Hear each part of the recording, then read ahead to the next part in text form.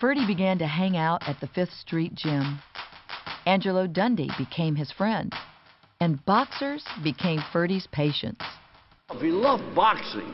I mean, Ferdy used to come up to the gym all the time, and the fighters got to know the guy naturally, and then he was nice enough to offer his medical services. In those days, every kid who boxed can go to his office, and they were minority kids, and get free treatment. I would say pro bono free. 90% of those guys got stitches, got tonsillectomies, got things done, always free. I don't know if I did him a favor, because the fighters would go there, he would take care of the fighters, but then lo and behold, they were walking with their kids, with their mother-in-law, their cousins, and Ferdy was taking care of all of them.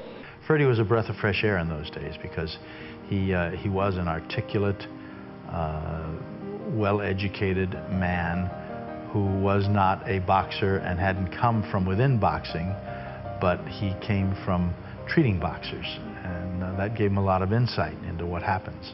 I was there to get away from the tragedy of medicine in the ghetto. Yeah, I did some medicine in the gym, but the gym was mostly looking at fighters, helping them train, sketching them, talking to them, doing interviews. It was just, you stepped into another world. And he not only fit into it, he just sort of took it over and painted it and talked about it and broadened it himself. It was like he was the teller of this tale of Miami as it grew.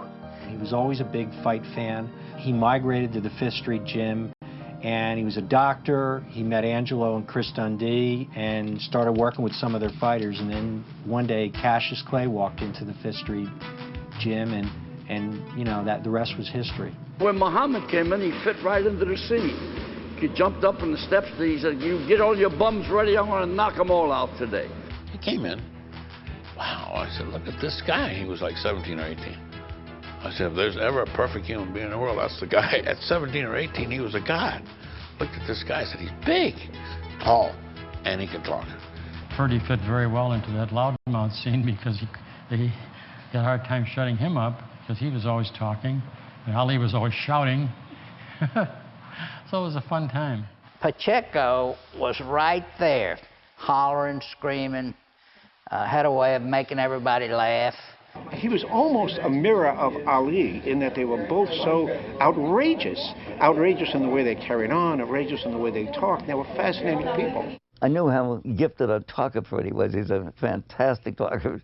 Sometimes almost a non-stop talker, but a great talker, entertaining, knows a million things, and really has a gift with words.